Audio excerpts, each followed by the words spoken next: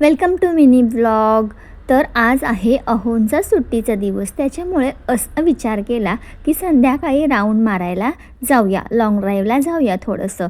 तर असं हायवेने जाताना आम्हाला हे दिसलं, लोकनेते दिभा पाटील आंतरराष्ट्रीय विमानतळ. काम खूप जोरात चालू होतं. मस्त वाटलं बघून. म्हणजे अगदीच आम्ही अलीकडे गेलो होतो तेव्हा एवढं नव्हतं, पण आता खूप छान जोरात काम चालू आहे.